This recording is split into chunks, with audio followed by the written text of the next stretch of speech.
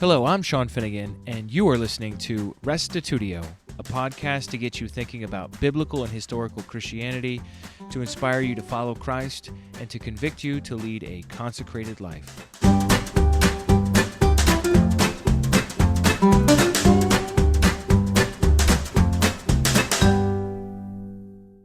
Have you ever read the book of Ruth? Though it's only 4 chapters, it contains timeless truths that can help us today. Our culture puts an incredible amount of pressure on spouses to never change, be perfectly compatible at all times, and fulfill our deepest longings, that it's no wonder that singles often can't seem to find the right one.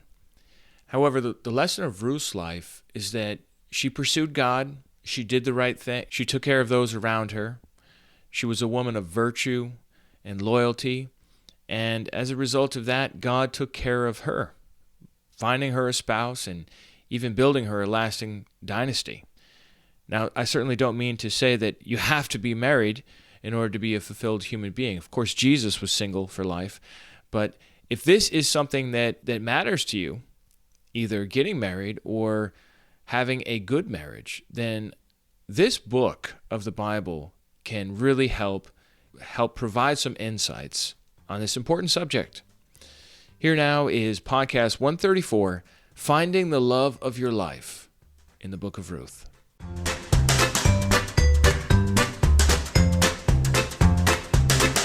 The Book of Ruth is this really incredible story of a situation where everything went wrong in the first chapter. So we're gonna work our way through the Book of Ruth. It's only 4 chapters, and I hope to be able to cover all of it this morning with you. And so if you could just start with me in chapter 1, verse 1, we'll read, "Now it came about in the days when the judges governed that there was a famine in the land." So we see that the book of Ruth happens during the time of the judges. The judges were before the kings, and in fact, we find this phrase in the book of Judges 4 times over where it says, "In those days there was no king in Israel, everyone did what was right in his own eyes." Do you ever see that phrase? Anybody ever read the book of Judges? It's not the most edifying book. I'm going to tell you right now. It's an honest book. And it honestly shows you a cycle of dysfunction. And there are 4 stages to the cycle of dysfunction. The first stage is the people forsake God, and they start worshiping other gods, start worshiping idols. Okay, that's the first stage. Stage 2 is God stops protecting his people. He withdraws his hand of blessing. And someone comes in, a foreign nation from a neighboring country, will come in and start conquering the people or oppressing them or taxing them. Some great calamity or crisis will happen. That's stage 2. Stage 3 is the people realize, wait a second, when we were worshiping the true God, we were okay. And then when we forgot about him and worshiped these idols, then these foreigners started oppressing us. Maybe we should cry out to God for help. And so they cry out to God for help, and then stage 4 of the cycle of dysfunction is God raises up a judge to deliver the people. And so long as that judge is alive, the people serve the true God, and things are good. And then they forget about God, and we're back to step 1. And they start worshiping other idols, so God withdraws his hand of blessing, so foreigners start to oppress them, so they cry out, so he raises up another judge to deliver them. And you see this cycle, and we just kind of go around this over and over and over throughout the whole book of Judges, and there are just all kinds of dysfunction happening there. And Ruth lives during this time, the time of the judges, when there's a loose confederation of tribes. It's not a centralized government. And people are doing what's right in their own eyes. Now, some of the people are worshiping the true God, and some of them aren't, and it depends on when we're talking about. But that's the time that Ruth is happening. So verse 1 again. "Now it came about in the days when the judges governed that there was a famine in the land." Okay, so it's during the day of the judges, and there was a famine in the land.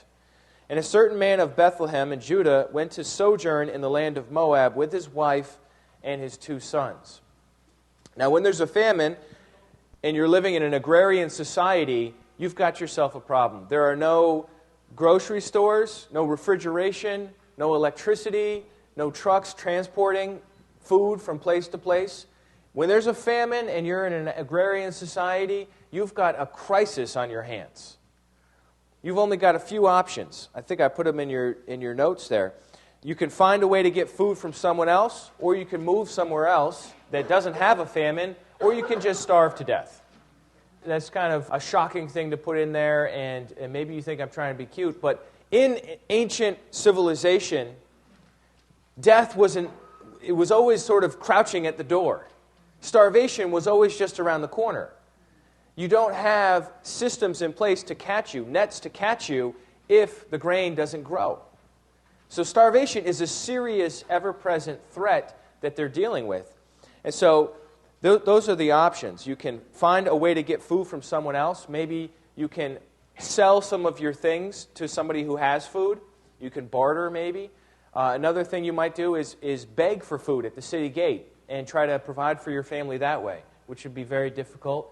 And then another possibility is you could sell a child into slavery. This is something that happened a lot.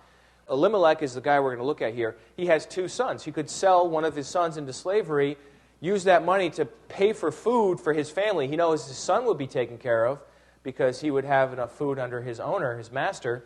And then when things got better, buy his son back from the slavery that he had sold him into, which is really a horrible option too, right?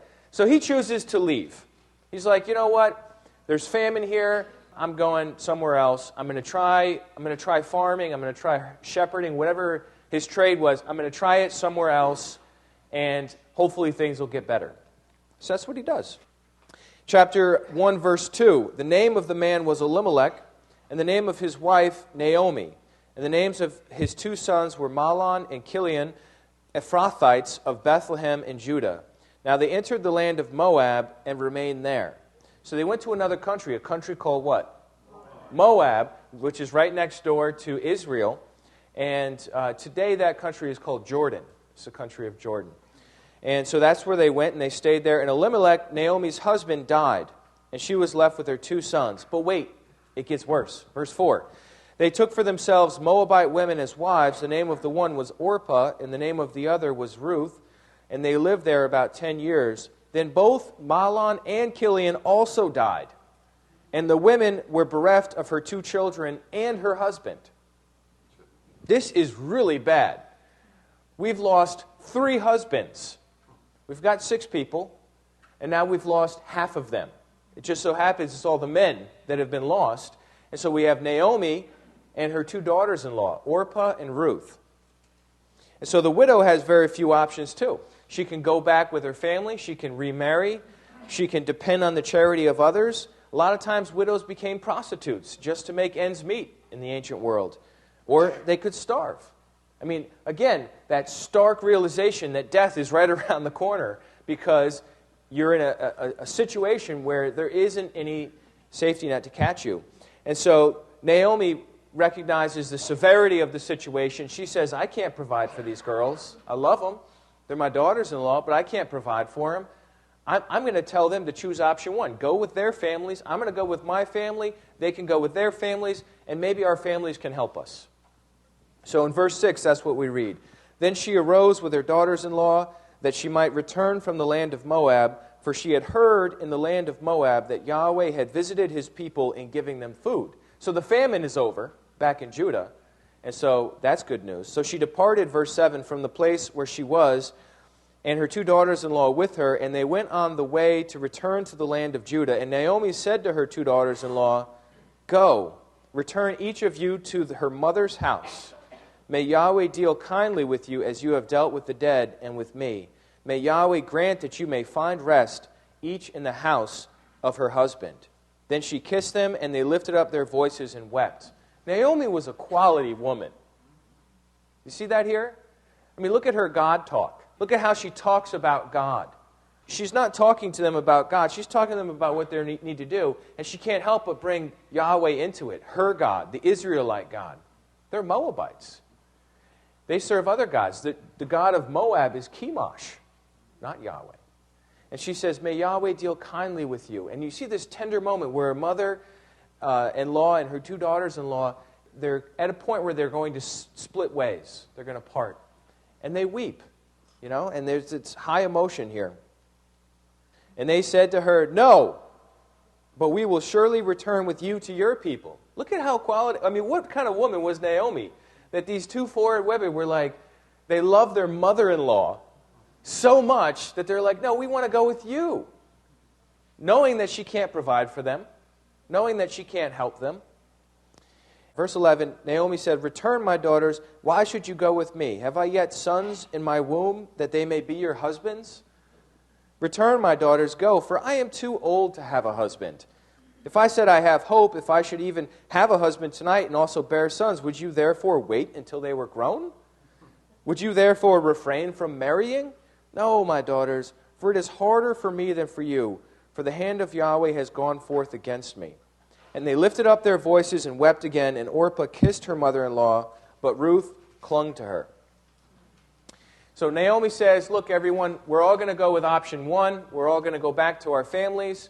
And Orpah cries, and she's sad, but she says, "All right, I'm going to go back to my family." And you see that what it says in verse 15. Then she said, "Behold, your sister-in-law," Naomi said to Ruth, "has gone back to her people and her gods. Return after your sister-in-law." Now, this is something very important for us to recognize.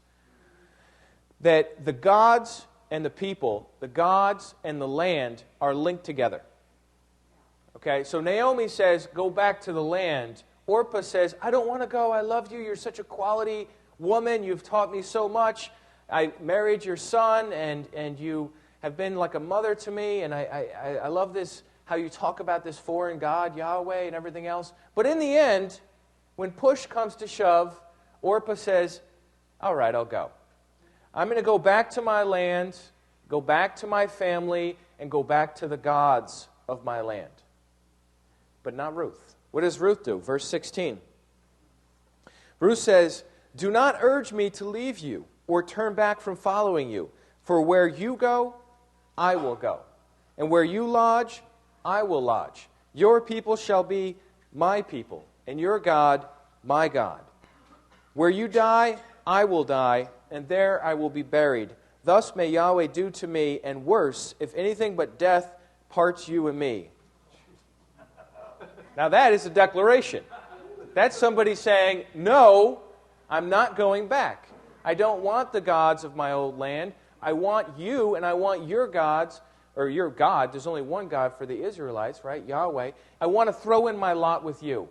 I know you can't provide for me, but I'm sticking with you, Naomi."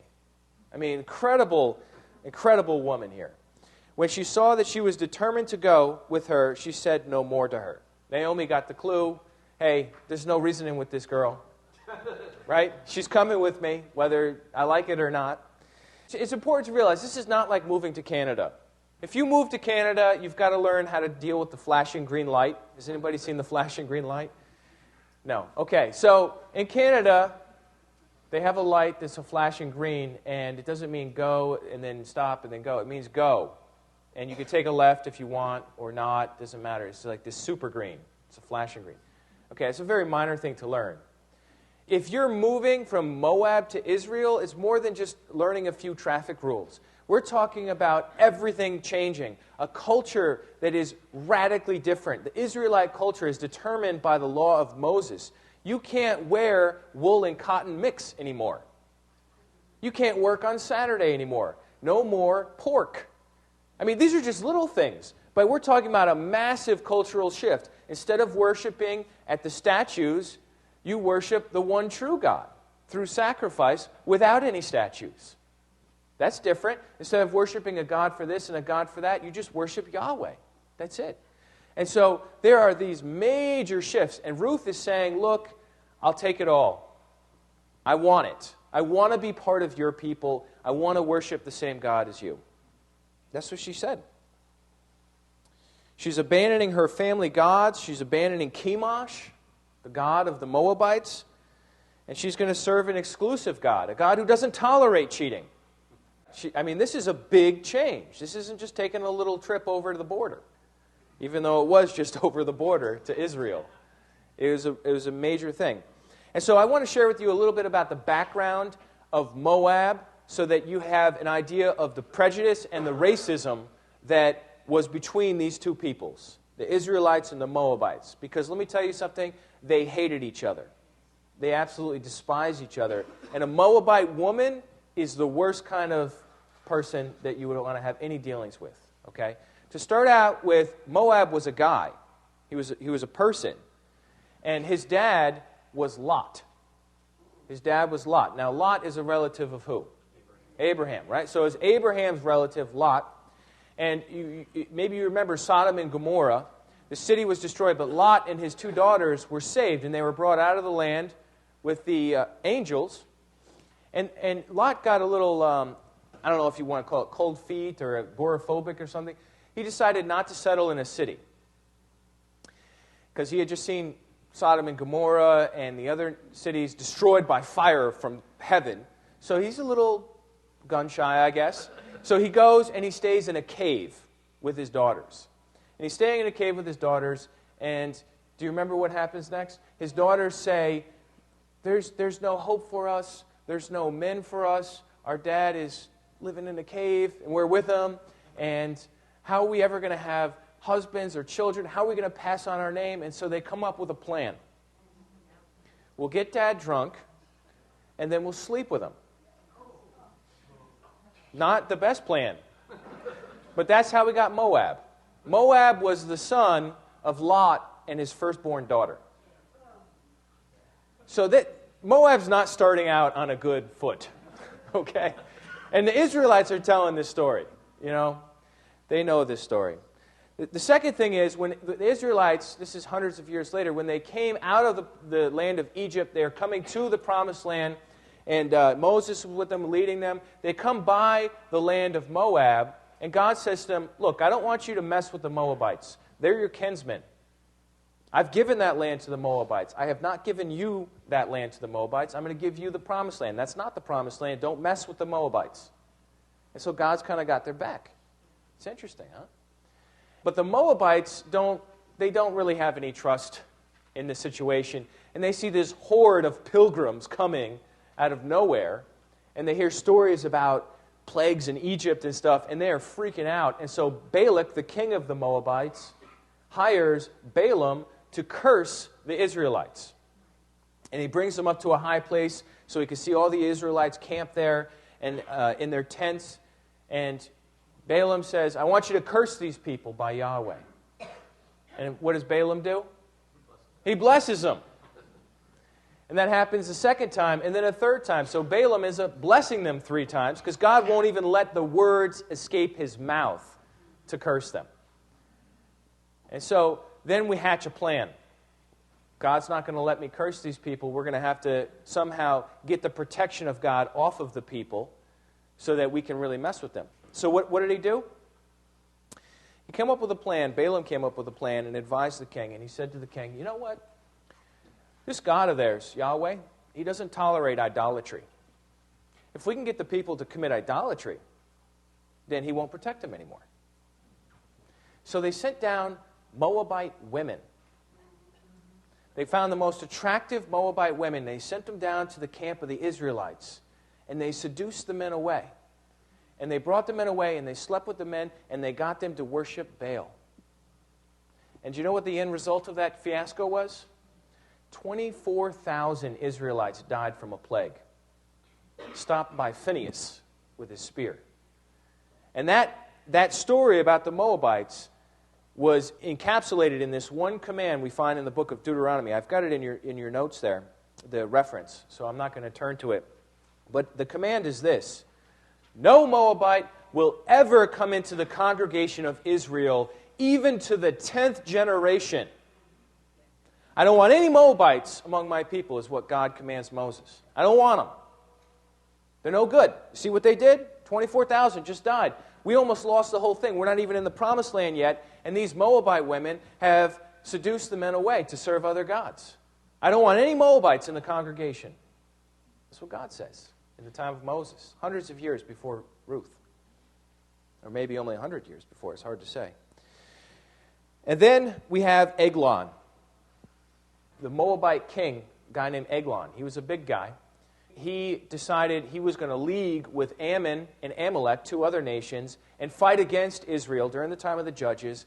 And he conquered Israel, or at least a portion of it, and dominated them for 18 years. Israelites paying taxes to Eglon, the king of Moab. So there's a left-handed judge, a guy named Ehud, who comes up, that God raises up to deliver them from Eglon, and he assassinates the king secretly. You can read about that in the book of Judges if you want, with his left-handed sword. And then he raises up an army and defeats 10,000, kills off 10,000 of the Moabites' most valiant men. Okay? How do you think by the time we get to the book of Ruth, Moabites feel about Israelites? How do Israelites feel about Moabites and Moabite women? How about a Moabite woman who was married to an Israelite that died? We're talking about rampant prejudice, and not for no reason. There's history. There's bad blood here. And Ruth has got all this in the background, and she says, no, I want to go with you. I want to be part of your people. I don't care about everything else. I don't care about what I leave behind. I don't care what prejudices I'm going to face when I get there. I want Yahweh.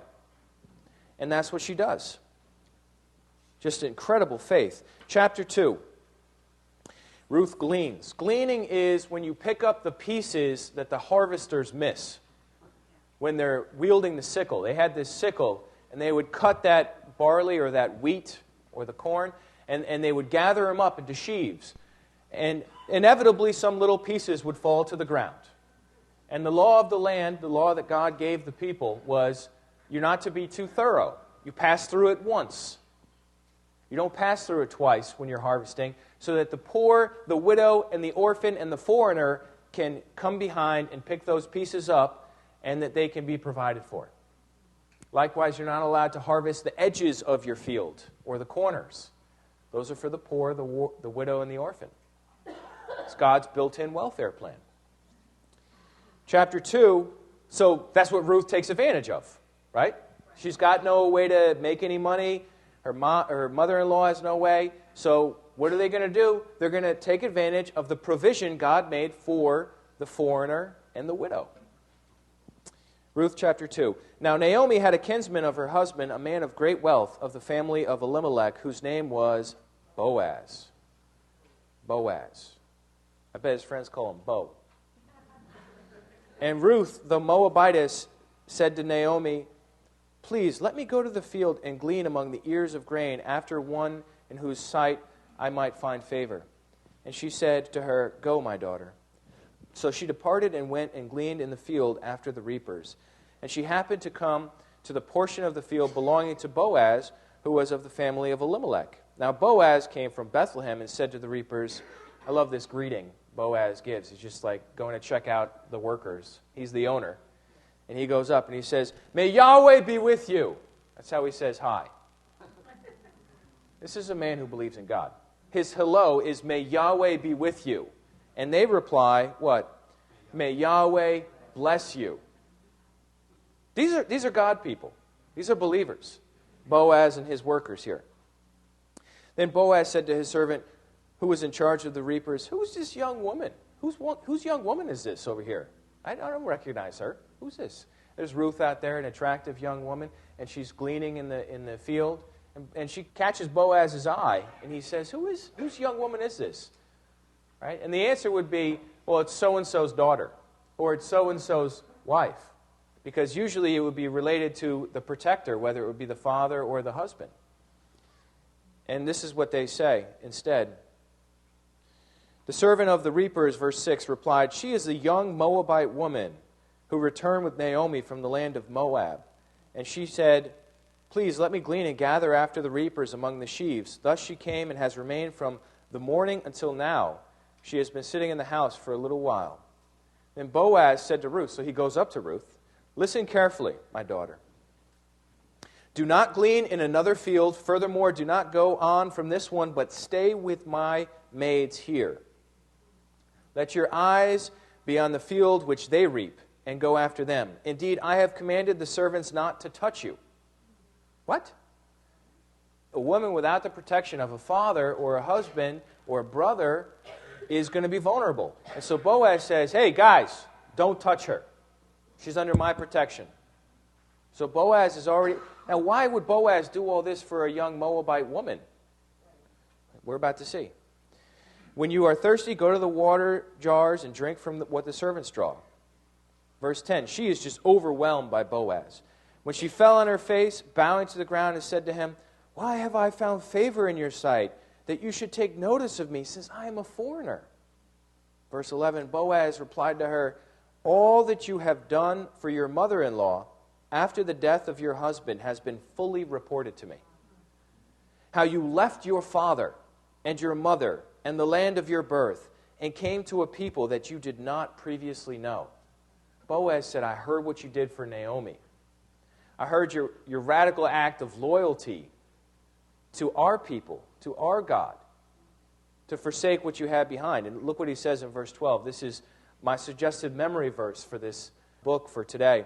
May Yahweh reward your work and your wages be full from Yahweh, the God of Israel, under whose wings you have come to seek refuge. Isn't that beautiful? I mean, look at the heart of Boaz. He says, look, you've left it all. May our God provide for you. May the one under whose wings you have come to seek refuge take care of you. And that's why Boaz is doing what Boaz is doing, because he's trying to be true to his God. And he sees this wounded soul. He sees this woman who's disenfranchised, who's got nothing going for her. She's a widow and a foreigner. She's got no husband, no father to protect her in this new land. And Boaz says, for the sake of God, I will do what I will do.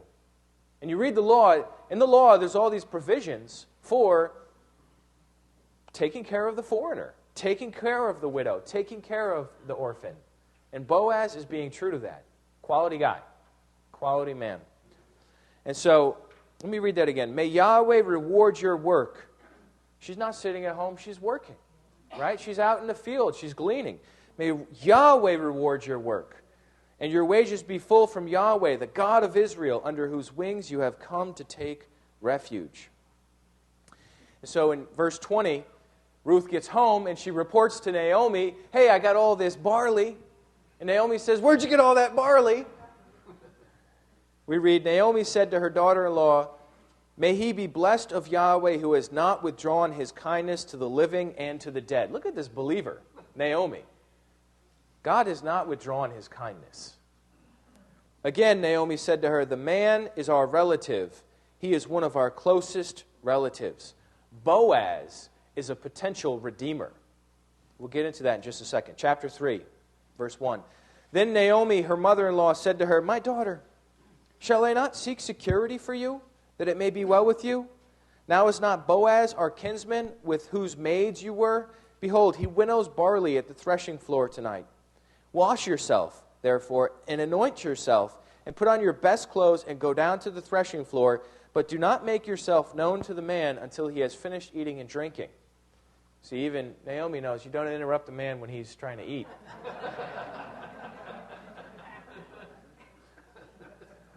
What's going on here is a very unusual, even for their times, situation. Ruth is going to approach Boaz and ask him, basically propose, ask him to marry her. Now, even in our culture, who does the proposal? On one knee, right? The guy does it on one knee. And so, how much more so in their culture were these things arranged, even by parents, ahead of time? And so now, not only is she taking matters into her own hands, but she's a woman going to this guy, and when's she going? In the middle of the day? No, she's going in the middle of the night. I mean, everything about this scenario is weird and unorthodox. I mean, she's a Moabite woman going in the middle of the night to an Israelite man to ask him to marry her. I mean, everything is set up to fail. Everything. You know, if she gets spotted by one of the other people, the threshing floor is not the same as the farming area. It's not the same as the field. The threshing floor would be an area that many different farmers would use, and it was a time of great celebration. Okay? By the time you get to threshing, you've not only tilled the field, planted the seed, waited for it to grow, and harvested it, but now you've got it all gathered together at the threshing floor, and you're going to get the grain off of the stalks. And this is a time of great rejoicing. And there is eating and there is drinking, and a lot of times the men would sleep out at the threshing floor and then do a whole nother day and just keep doing it like that until they got it all done, and then they would go home. And so that's what's going on here. And notice one other thing, too. This is all Naomi's idea. This isn't Ruth like, I need to find a husband. No, this is Naomi who says, look, do this. And Ruth, she doesn't know the customs of the land. She's just like, okay, I'll do it. You know, she's got that quality. She's got a humility to her. Willing to listen. Okay, so after he's done eating and drinking, what's going to happen? It shall be when he lies down that you shall notice the place where he lies, and you shall go and uncover his feet and lie down, and then he will tell you what you shall do. All right. Okay. She's a woman of faith. She's going to give it a try, right? She said to her, all that you say, I will do. Ruth is the best Israelite. She hears the command, and she does it. And she's not an Israelite. She's a Moabite woman, a Moabite widow. And she is the best. She is the prototypical believer who says, I will do it. And she does it. Look at what she does. Just incredible courage here. When so verse 6. So she went down to the threshing floor and did according to all that her mother-in-law commanded her. And when Boaz had eaten and drunk and his heart was merry, he went to lie down at the end of the heap of grain. You know, boys at work. He's going to sleep out at the heap of grain. And she came secretly and uncovered his feet and lay down. It happened in the middle of the night that the man was startled and bent forward, and behold, a woman was lying at his feet. Whoa! Who are you? What's going on here? He said, who are you? And she answered, I'm Ruth, your maid. So spread your covering over your maid, for you are a close relative. I'm going to explain that in a minute. But basically that's saying, marry me. Okay, I'm going to explain that in a minute. But that's a proposal right there. Not exactly the way we would say it. Spread your covering over me because you're a close relative. But that is actually a proposal. She's asking him to marry her. And what does he say? Then he said, this guy just loves God. Everything is always the first thing is about God, right? May you be blessed of Yahweh, my daughter. You have shown your last kindness to be better than the first by not going after young men, whether poor or rich. Now, my daughter, do not fear. I will do whatever you ask, for all my people in the city know that you are a woman of what? Excellence. She carried herself in a quality manner. She was seeking after God. And she carried herself as a woman of excellence. And it's not just Boaz. Everybody knows it about Ruth. Now, it is true I am a close relative. However, there is a relative closer than I. Remain this night, and when morning comes, if he will redeem you, good. Let him redeem you. But if he does not wish to redeem you, then I will redeem you. As Yahweh lives, lie down until morning. So she laid at his feet until the morning, and rose before one could recognize another. And he said, let it not be known that a woman came to the threshing floor. It's like, we don't want word getting around that a lady was here last night. So he gets her up and out of there. And so there are two things going on there. One is, she's approaching him in a way he can say no and save face. They live in an honor-shame society. She doesn't make the proposal in front of all the field hands in the middle of the day. She's finding him when he's all alone, when he can say yes or say no, and it's not going to destroy his reputation. And he's doing the same thing to her. He's like, look, let's get you out of here before people can see that you were even here. I want to protect your virtue, protect your reputation. And so we need to get into the subject of levirate marriage.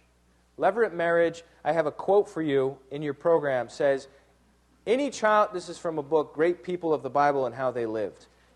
Any childless widow had the right to expect her dead husband's brother to marry her.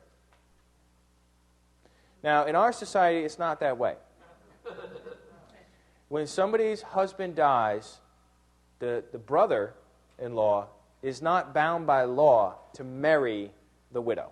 That's not the way America is in the 21st century. However, that was the rule for them. That was the rule for them. In our society, if the husband's got his act together, he's got life insurance. And the life insurance is supposed to care for the widow. And maybe he doesn't. So then, if she needs help, the government is there to help, right, in our society? Yeah. And if not that, she can get a job, right? Widows can get jobs in our society. They couldn't there. See what I mean? So this is a very different society than ours. Getting a job, getting welfare, or getting life insurance, the three main ways that we cope with this situation, none of those are available. So there was a provision to take care, because God knew this was going to happen.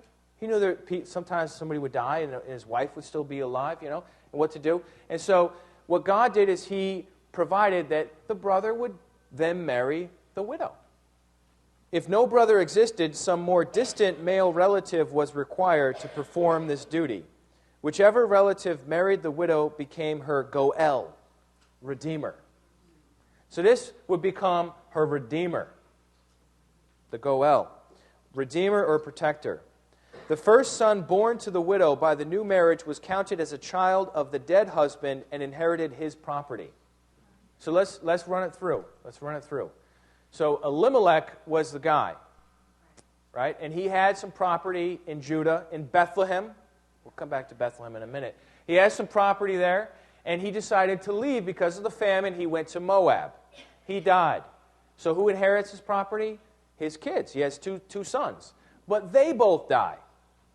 So somehow we've got to solve this whole problem. What's the solution to the problem according to their custom? It is to find a relative of Elimelech or one of his sons, some relative of this family, to marry Naomi or marry Ruth or Orpah. Orpah's gone. Naomi can't have kids anymore. Ruth is the only one that's available in this situation. So finding a near relative to Elimelech is like hitting the lottery. You know what I mean? Because that means there's a potential that this person might do the right thing according to the law of God and redeem the widow. Not only redeem her and take her into his household and make her a wife, but that firstborn son gets all of the land, all of the inheritance of Elimelech. That's not going to Boaz. That's not going to the Redeemer. The Redeemer is a custodian. He's a guardian. He's a protector. And he is there to ensure that his brother or his close relative, his name is going to live on and his legacy is going to live on and lands are going to pass to his kid. Now, even though it's the new husband's kid, it's counted as the husband who had died, his kid. And so this is a really cool way that God set up to deal with this problem. And Ruth is basically saying on the threshing floor in the middle of the night, redeem me. Take me into your family. Raise up for me a son that can then inherit my husband's legacy, who had died, my dead husband's legacy. There's a lot going on here. And there's a whole business with the sandal, and we're not going to get into all that, okay? There's a lot more in the story that we could cover in Ruth, even though it's only 4 chapters, that I can't cover with you right now. But she essentially proposes to Boaz. And Boaz is a good man. Boaz is a good man. Boaz, he wakes up, and he's going for it. He's not going to wait around for a week. He's not going to think about it. He's like, no. In the middle of the night, this happened. First thing in the morning, I'm going to go to the city gate. And that's what he does. He goes to the city gate, and he finds this guy who's a closer relative to Elimelech than he is. Who knows who he was? Maybe his brother, maybe a cousin, I don't know.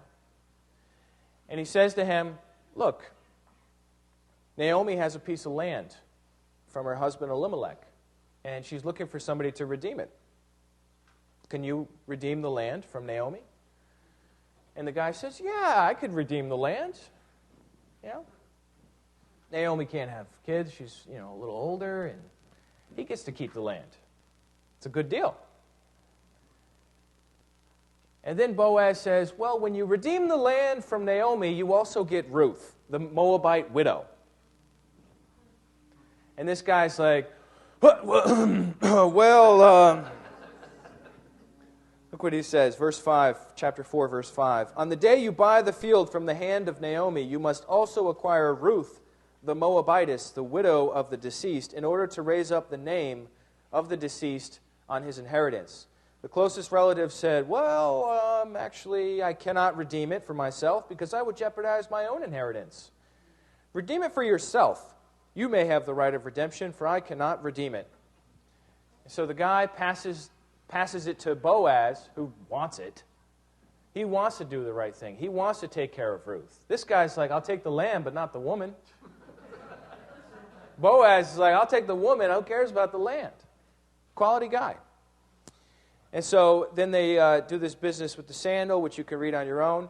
And verse 10, moreover, I have acquired Ruth the Moabitess, the widow of Mahlon, to be my wife, in order to raise up the name of the deceased on his inheritance, so that the name of the deceased will not be cut off from his brothers or from the court of his birthplace. You are witnesses today. And look at all the people, what they say. All the people who were in the court and the elders said, we are witnesses. May Yahweh make the woman who is coming into your home, this is a Moabite woman, make this woman like Rachel and Leah, both of whom built the house of Israel. That's pretty cool, huh? You see, the women built the house of Israel. Because they're the ones that are doing all the work in the child birthing department, right? And may you achieve wealth in Ephrathah and become famous in Bethlehem. We're about to see. She became famous in Bethlehem. Moreover, may your house be like the house of Perez, whom Tamar bore to Judah, through the offspring which Yahweh will give you by this young woman. So Boaz took Ruth, and she became his wife. And he went into her, and Yahweh enabled her to conceive, and she gave birth to a son. Then the women said to Naomi, blessed is Yahweh, who has not left you without a redeemer today. And may his name become famous in Israel. May he also be to you a restorer of life and a sustainer of your old age, for your daughter-in-law who loves you is better to you than 7 sons, has given birth to him. Then Naomi took the child and laid him in her lap and became his nurse. Look how God's just redeeming the whole situation. Naomi's got this job to take care of this little baby now. Ruth has got a husband, and he's not just any husband. He's a quality man of integrity and honesty, a hard-working man who sleeps out at the threshing floor because he wants to get the work done. A guy who greets his workers with the words, Yahweh be with you. This is the kind of guy that God has provided Ruth, the Moabitess. Then Naomi took the child, in verse 17, then the neighbor women gave him a name, saying, a son has been born to Naomi. So they named him Obed. He is the father of Jesse, the father of David. Whoa. Whoa. Boaz does the right thing. Ruth is David's great-grandmother. David's great-grandmother is a Moabitess woman. Isn't that ridiculous? No Moabite will ever come in the congregation, even to the 10th generation. He made an exception for her because she wanted God. She wanted Yahweh. And the thing about our God, and the thing that really turns my heart and warms my heart, one of the many, is that when you want Him, He wants you. And He's willing to change the rules about the culture and all the other stuff if He can get one more person to be with Him, to be in His family. I mean, look how many things had to line up here so that Ruth could be accepted into the whole situation and that she becomes the great-grandmother. That piece of land that was originally Elimelech's, her father-in-law, that became Ruth's property through Boaz, that piece of land, that's the land on which David is shepherding these sheep when the bear comes and the lion. Because that land was then passed from Obed to Jesse. Ruth is the beginning of all this. Because she said, where you go, I will go. Your God will be my God. Your people will be my people. She had the courage to take a stand. And let me tell you something about finding the love of your life, about which I have not spoken much yet. Ruth had a husband. Mahlon was her husband. She had a husband. Been there, done that. She had love in her heart for Naomi. Right? She had incredible love in her heart for Naomi. She found the love of her life in her husband. She found it in Naomi. But that wasn't what satisfied. What satisfied is that she realized that Yahweh Not her husband, not her mother-in-law, not Chemosh, not Baal. Yahweh was the love of her life, and that's what sustained her. All the rest of it got taken care of. Did she seek a husband? She didn't even seek a husband. It was her mother-in-law. It's like, honey, we should probably figure this whole thing out. Why don't you, and she hatches the whole plan. Why don't you go lie down on the threshing floor and all the rest. Ruth's like, okay, right, we'll do it. We'll give it a shot. Sometimes you got to listen to people, that know what's going on. Would Ruth have come up with that plan? I don't think so. Right? And so she finds the love of her life. The love of Ruth's life is Yahweh. That's the love of her life. And Yahweh provides Boaz. And you know why Boaz is so darn attractive? Because he loves Yahweh.